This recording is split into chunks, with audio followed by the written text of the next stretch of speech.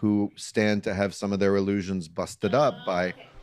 I mean, one of the things about you is like your demeanor, your comedy, your style, like you might seem at first blush like a safe Israeli to identify with and enjoy, and then you say these things that are busting up people's illusions. Have you been surprised at all, or pleased, or not pleased with the response to the film? What's it been like? First of all, it's been really overwhelming. Our premiere was at Sundance in January. Wow. And ever since, it's been really, and there's still a festival run, and now the theatrical release that is starting in New York City and is going to be all over the US. I'm gonna have to get a replacement pretty soon. Hopefully, the listeners can, come and attend, and also let us know how the experience was for you. The responses have been crazy and very diverse. There are always people in the audience who can't stand that I say the word genocide, of course. Right. And there are always people in the audience that are saying, but why can't you criticize also the Palestinians? Why can't you criticize, Hamas? And, my response has been very simple. Mm-hmm. I have a lot of work on my plate because my country and the majority of my people are complicit and responsible in the genocide and killed more than 20,000 children and orphaned 60,000 more. And I promise you that when my task of criticizing and solving all this, I will criticize everyone else as well. But now I have so much, work on my plate. And the one interesting, and we opened the San Francisco Jewish Film Festival, which I guess is the biggest Jewish film festival in the US. Okay, what the fuck? And it was co-presented with Okay. the Arab Film I and quit. Media Institute I in quit. San Francisco, Fucking which I totally guess it was the 100% first time where Saint scummy there here. was this kind of, Why am I taking so much damage? collaboration. So this film is allowing a very, I think, Did I wide actually range of pick up people something to that gives connect double to it. damage, or am I just fucked? And in Poland, Uh-huh. we had a crazy run in Poland. It was an opening. It opened the film festival in Poland, and there were thousands of young people. And then I did like a benefit show for Gaza, like a stand-up show where all the income went to Gaza.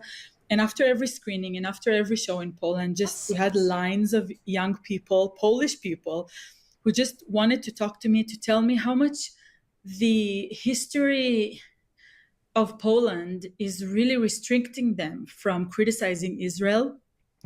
But through a character like me, they're finally able to criticize Israel. And then they went on in telling me, making sure I know, that their grandparents were in the resistance to the Nazis. All of them. Guys, all of them. And I was like, I opened the history book. It doesn't add up that all your grandparents were in the resistance to the Nazis. I love it. It's like in going to Shawshank Prison and everyone there didn't do it, and it's like everyone in Poland's parents were in the resistance. Well, Norman Finkelstein likes to scornfully dispute the sheer number of people who claim to be Holocaust survivors and the kids of Holocaust survivors. It's like if there's this many Holocaust survivors, who did the Nazis kill?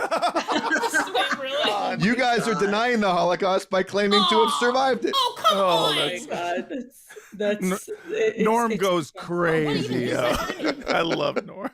He's a comedian. He is a comedian. He is a comedian at heart. I'm taking so much damage. But I just want to say that, like I said in the trailer, like Palestinians come to the film and they watch it and get a lot of love, and also it's complex to like center an Israeli character during this time. Totally, yeah. It's not something that was easy for the filmmakers. It's not something that is easy for me. I think.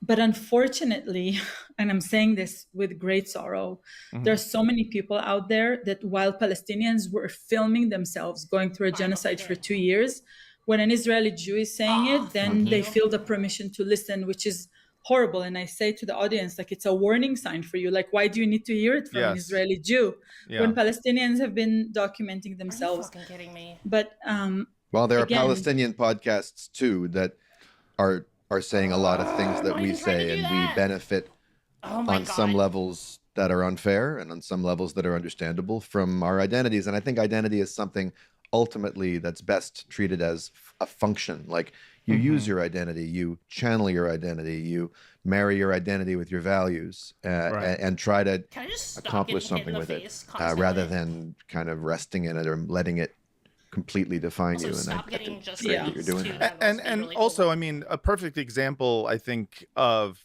how it is useful is what happened in Poland. You know, the fact that these, you know, young Polish people whose parents totally were not like they're telling you to your face, and I've had this happen too. You know, thank you. Oh, cool. I think my need, and it, you know, obviously a Zionist is going to say, "Oh, this is just tokenism or whatnot." But I mean, let's be honest. What is Israel if not tokenizing the entire Jewish people? But you know, it's like at least in the way it works in the West is people need for very racist reasons. They need to. If a Jew says it, then it's okay. And it's you know, I already had to. It's complicated and it's fucked up, and we you know recognize that on this podcast all the time. And it can be hard to find yourself, especially you know, in the center of a documentary that you did not make, being a central, you know, being the center of attention in that. And I imagine that can be difficult. I'm excited to see the movie just to. I would really love to know how you know how it was for you after you watch. And you know, sometimes there are just these aunties in the audience that are like, I know there's a lot of politics and a lot of heavy stuff, but we just want to know, did you marry that guy in the end? Like, all they wanted to know is like, so there is always that. A little bit of romance goes a long way with the general audience. I also have to say, you know, having just done my first 9 minutes of stand-up comedy ever a week ago today. How was it? Opening for Matt. I heard this. And decried anyone for being hateful for opposing are a genocide or not. The court that, as Roy said, doesn't have a Jewish judge. Exactly. Yes, exactly. This court is adjourned. It's bad. It's bad. That was good enough.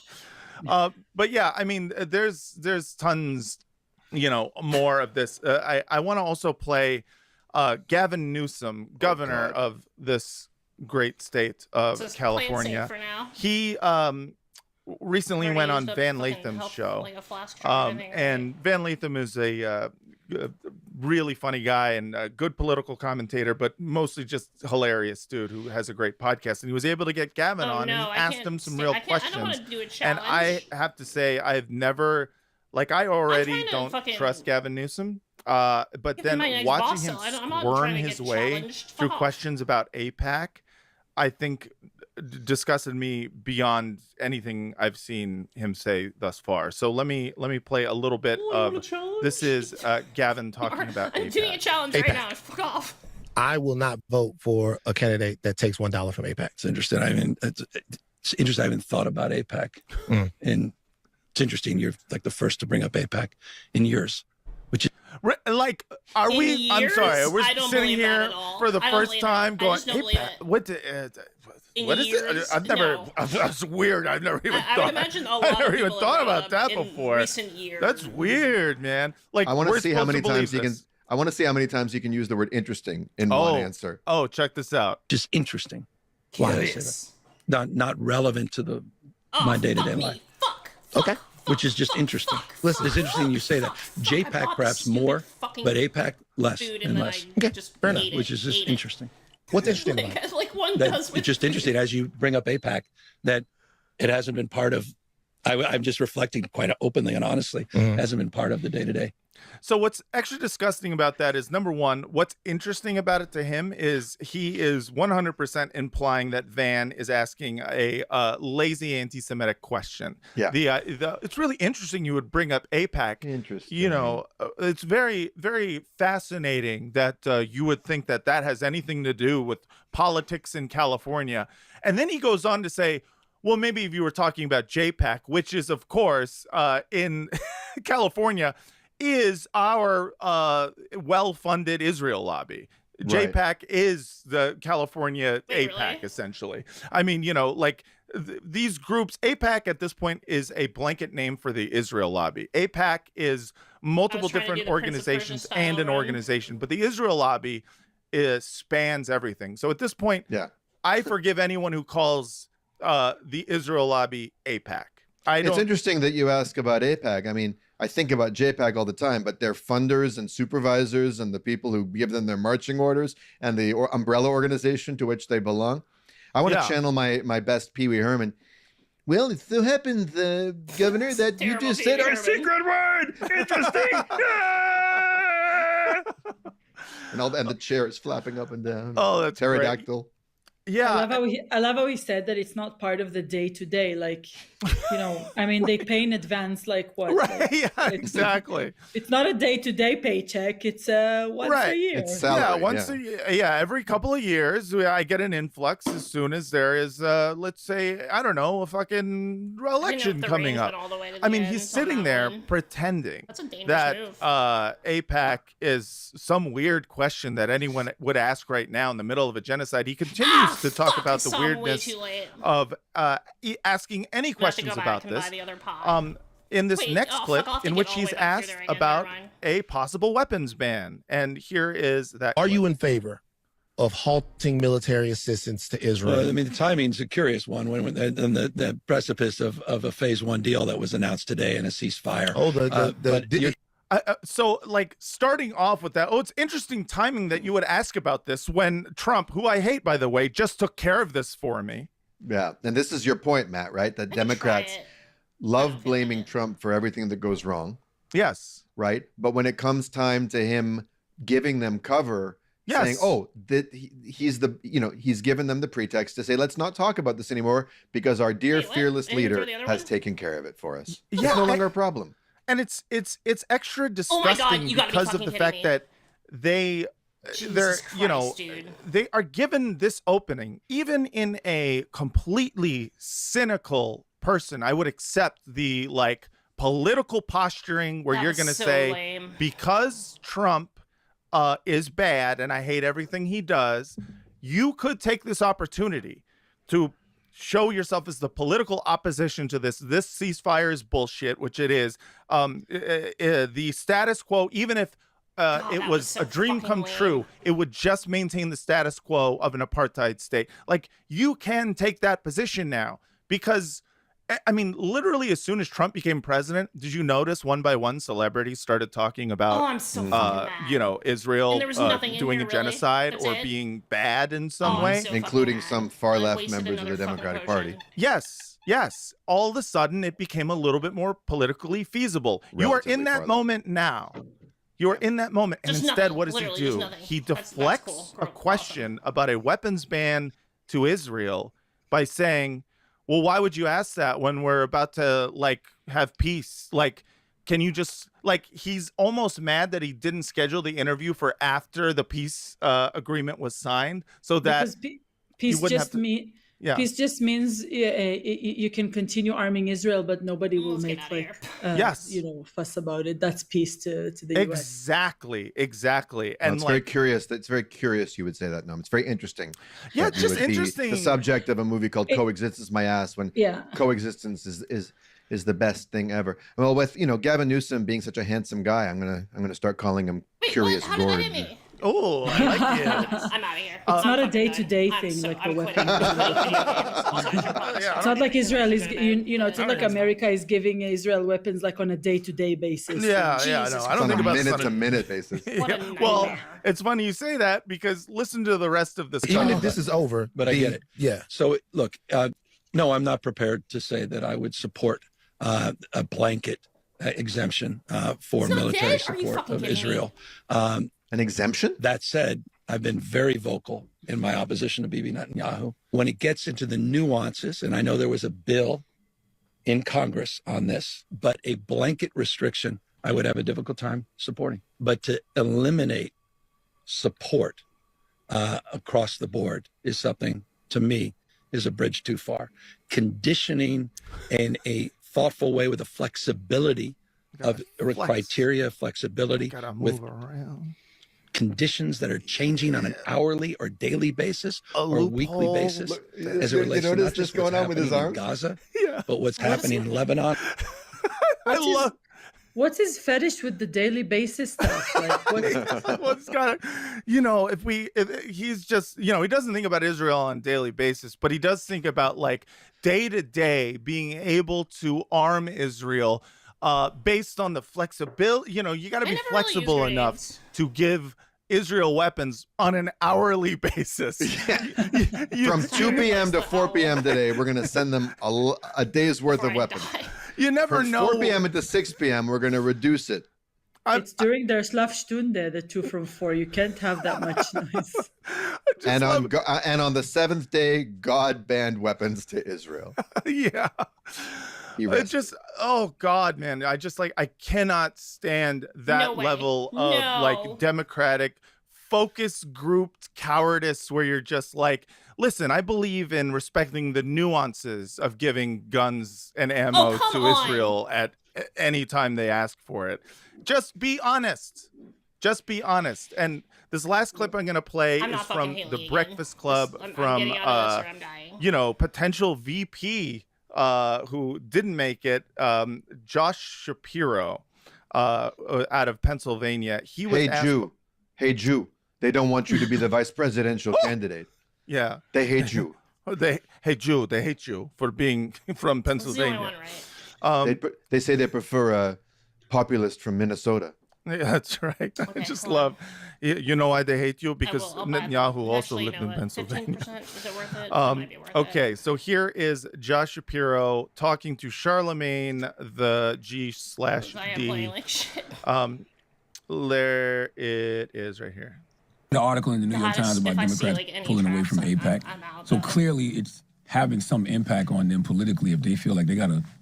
I don't know. I mean, I think it's become a political issue. You've used it as a political issue. You've questioned federal representatives when they're on here. I think it's a little bit of a shortcut and a little bit of a lazy question. I think the better question is, how do you really feel about Israel? How do you feel about a two-state solution? How do you feel about the war? How do you feel about, Am I reading too much into it? Well, listen, most popular Black radio host in America. That's a lazy question.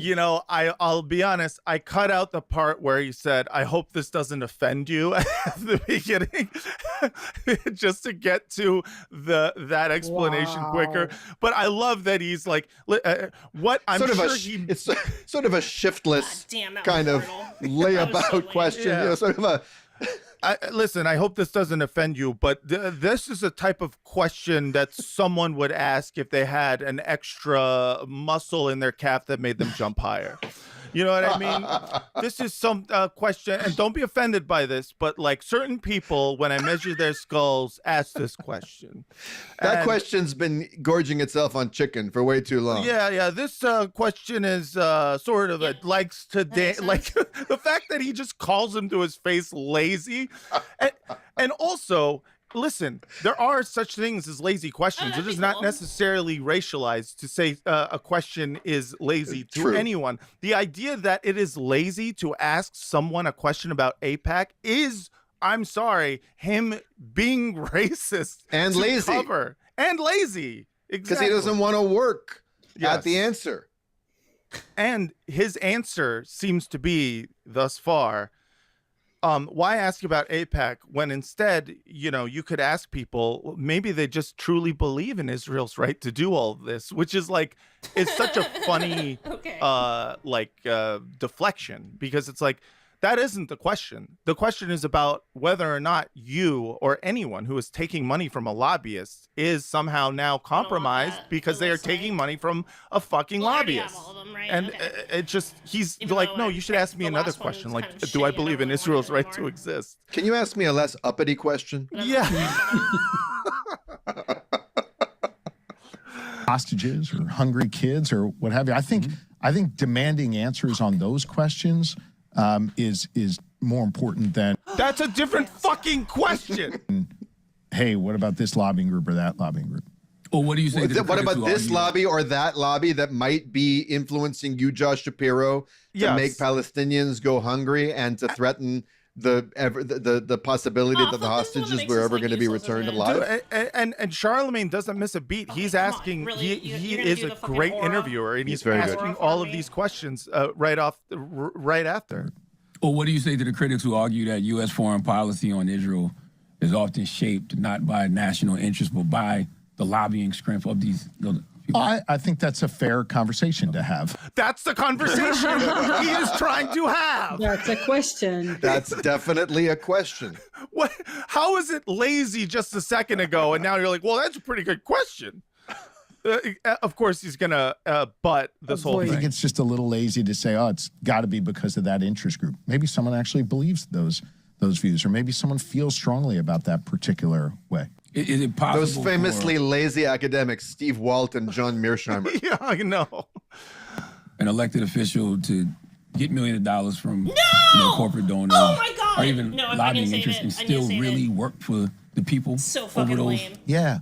Look, I mean, you've asked me a few questions on that, and clearly I know you're bothered by that. I think we're all bothered by the amount of money in politics. But I think...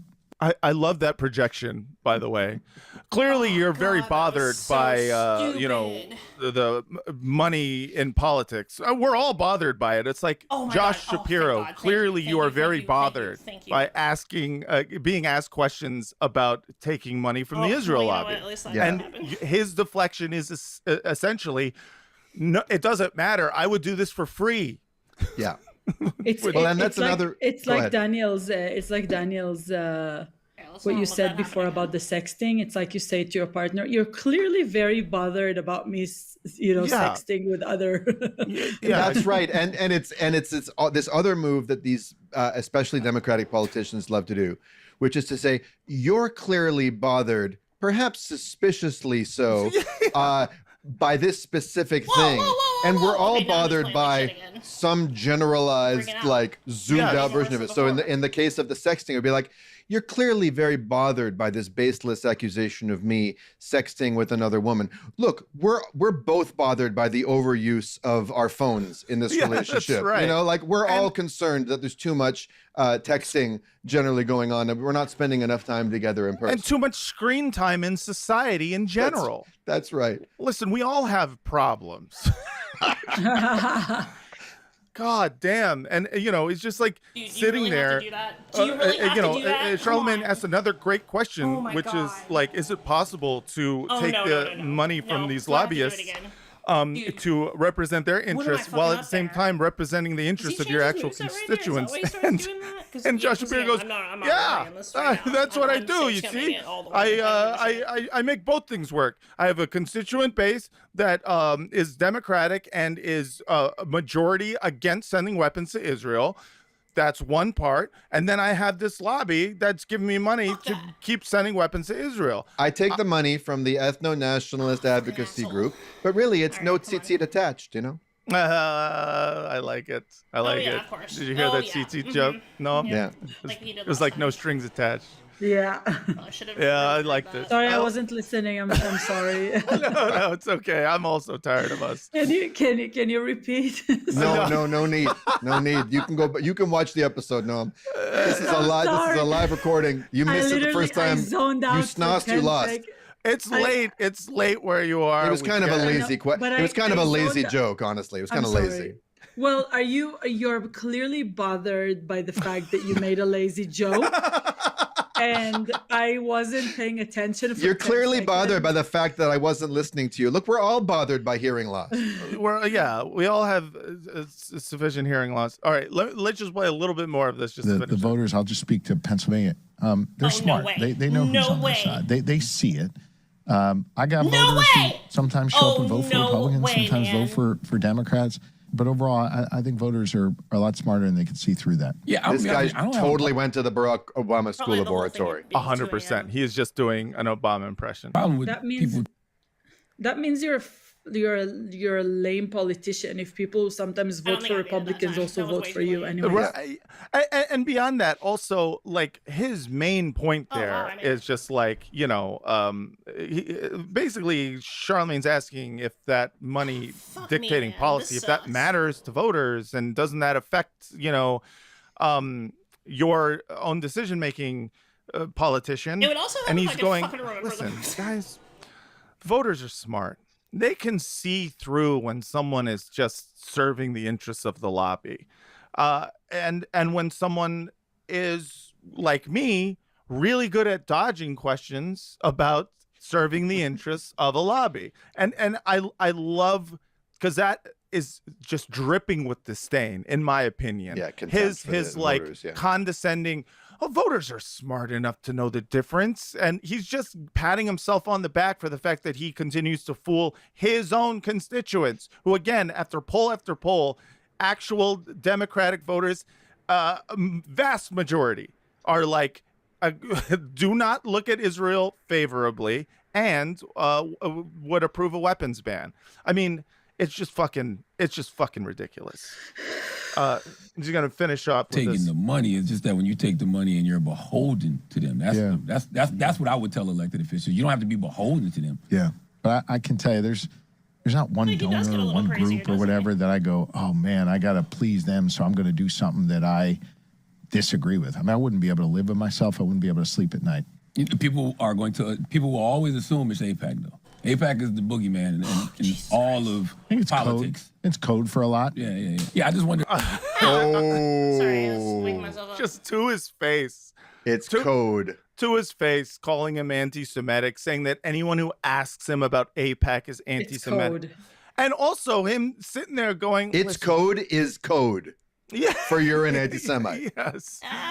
It's code, like the initial like AIPAC stands for something. Yeah, exactly. What could it be code for? Oh, God. Hey, I've Jew. never really been a fan Yeah, of hey, it. Jew. They hate you. All because you want to support Israel for money or not. I mean, I can't imagine, like, what it's like to be either Van or Charlemagne.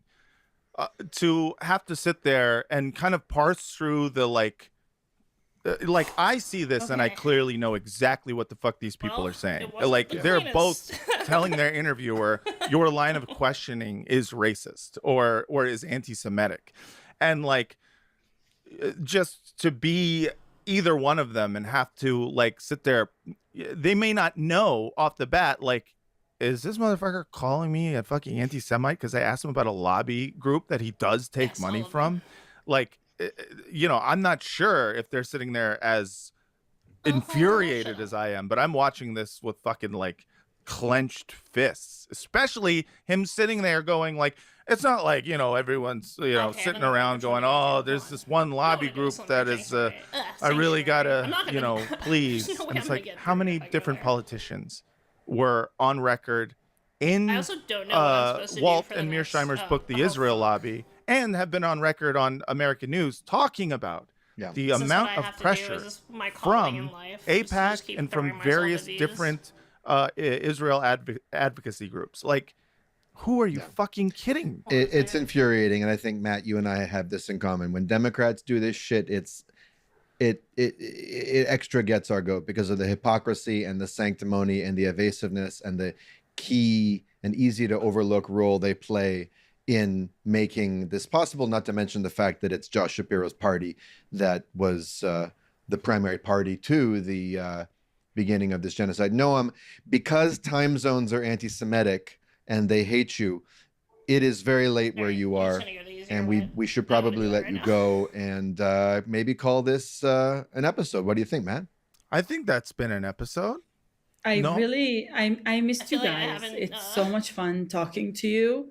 And this place and your place is so horrible that we can just have material and go on for days and weeks, day by day, like the other guys. That's like right. Daily basis. We have the flexibility. You know, every hour, every day, we get another weapon to use against Israel. Yeah. Well, I'm excited to see your film next week here in New York City at the IFC Center. Yeah, and people can go online on coexistencemyass.com, and there's like so many cities and so many screenings, and Well, do not type in coexistenceinmyass.com. That will take you to a very different website. Yeah, that'll take you to my personal website. So don't click on that. Okay, But we will have a link to the movie, to the trailer, to where people can get tickets, and also to your social media. No, always a pleasure talking to you. I'm sorry. Thank you. I'm looking forward for next time. Me too. Indeed. Maybe one day we'll be good Jews and we'll do good hasbara. Oh, no. Yeah. Maybe. That would be so sick. That would be just to It'll do make good my power go hasbara. I would just to watch some good hasbara would be nice. Just someone with But- a Yeah, new fuck it, let's fucking try it, see what argument would be happens. great. And I mean, you are doing. I mean, no, you're not. You're doing bad hasbara, but thank we're you for doing being good Jews. Oh, thank you. That is so nice. And thank you for coming on, and thank you to all of you out there listening. Patreon.com/badasbara. So, I mean, you guys can probably tell, but today's not going to be a normal stream. Not going to, watch videos or play games or anything today. I kind of just have a bunch of stuff that I wanted to talk about, and then I'm probably just going to go offline after. Yeah, probably not. I wonder why that happened. But yeah, it's, I mean, you guys know, I've been streaming for 10 years. Last week was kind of the first time that I ever really, spoke about a topic or, something that happened to me. And honestly, I'm really glad that I did, and I'm proud that I did. I hear the breaker flickering. And, I don't know why it does it most. I feel like I have to see it to its streaming conclusion, stuff. if that makes sense. Not just for myself, man, but it's for, about to go. It's gonna in a way, go. I kind of feel like a lot of people are involved, because it doesn't just affect me. So that's why, sorry about my voice. I'm very, very nervous in case you can't tell. But I knew that this stream had to be done today, so. I've been putting off having somebody come fix it. I need to have somebody just come fix it. Yeah, so I guess might as well get started. Okay, you know what? Not, I think I should stall probably too much go to or bed. anything. Why am I trying to put myself I know there's a lot of through people this? here who don't normally watch, and if you're wondering, yes, I do normally run 20-minute intros. And yes, my community at least claims that they like it. I think that they like it. I like playing songs for you guys, but anyway, yeah, anyway. We don't like it? Okay, well, whatever. Anyway, I'm probably gonna stop reading chat now as well, but you guys are free to say whatever you want, obviously. That's the most understandable thing in the world. If like I said we were going to before, talk about something like this, it's you been a don't pretty wanna read crazy all the shit week. that people are going to start, And things that people a lot of disagree things have with happened. you. Not who disagree, since who the last just time don't understand that I really streamed, what you've gone through. In And then we'll relation proceed to to, what I talked about last week, the whole diminish it. TwitchCon incident, some other things happened that kind of pushed me to talk about a lot of things that I want to talk about today. So as you can see, it's just I wrote out my 100% notes, and understandable. not only that, I have even more notes. So yeah, if it seems like I'm reading a script or something, the other one, because I how wrote much super health did it detailed take? notes because I wanted to make sure I didn't miss anything. So yeah. Okay. So, I think everyone knows about last week, the stuff that happened at TwitchCon. I was assaulted, and the guy was able to leave the venue, basically. Okay, so I got murked because okay, so like stopped intro to pick first thing that I want to talk about an is object, but now if I stop to pick up I my did see the Twitch tweet Souls, am I that just gonna I get believe went murked out again? yesterday. I was literally in a Discord call with my friends, and they were like, "Did you see that Twitch apologized to you?" And I was like, "Wait, what?"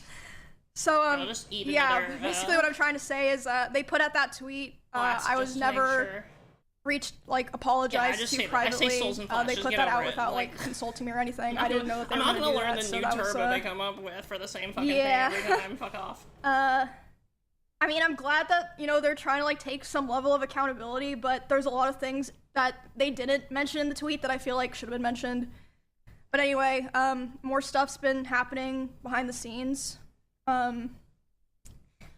So, I feel like if I I had want to stopped, I would say have totally gotten, that last week, walloped by that shit. everything I Okay, hold on a said second. on my stream Where do I go? was accurate, obviously, except for one thing.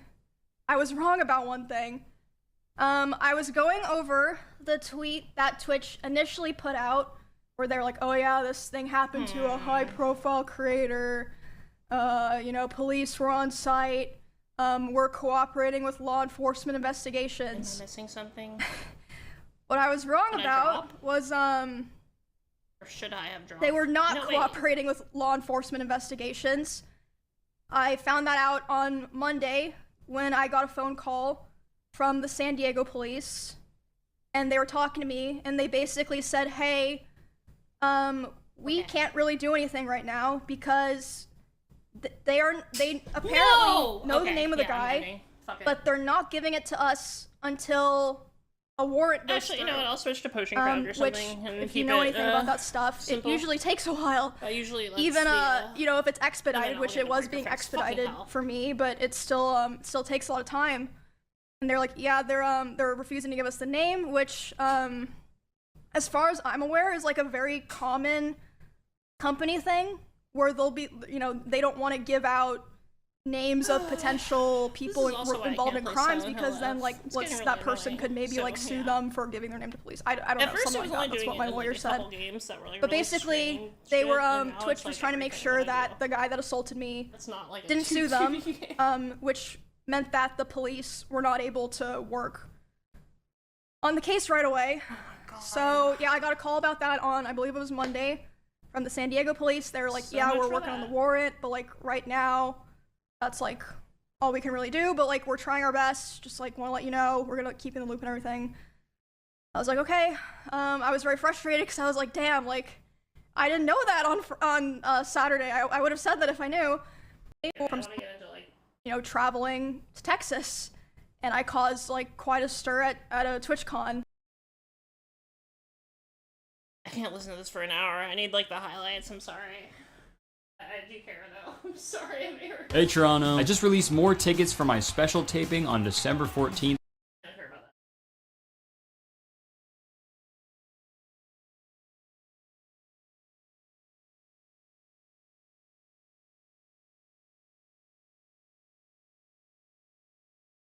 that. It just seems to be so much more about her, like her, like personal account, like than commenting on the like her other thing that she commented on, you know, where it was like more of an overarching statement. And this person, like, you know, reached out to my manager, reached out to police, San Diego police, interviewed them. But basically, what I'm trying to say is because so fucking mad, I can't even.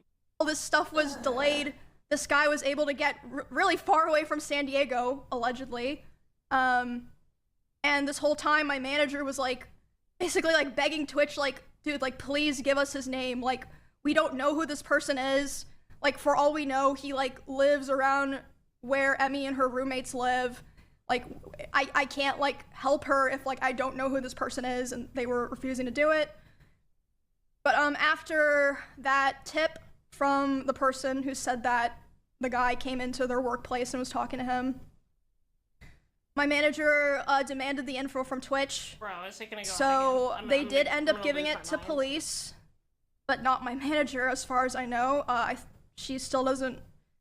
Yeah. So, the investigation's still going on, but it's like been a huge mess because of all of the delays and like refusal to work with the police. And yeah, it's ongoing. I can't like say too much about it. Like all this that I'm saying, obviously I like ran by my lawyer and stuff. And I do want you guys to know that Melissa has been making sure that, you know, me and my roommates, who are obviously other pretty well-known girl streamers, that we have been safe here, paying for like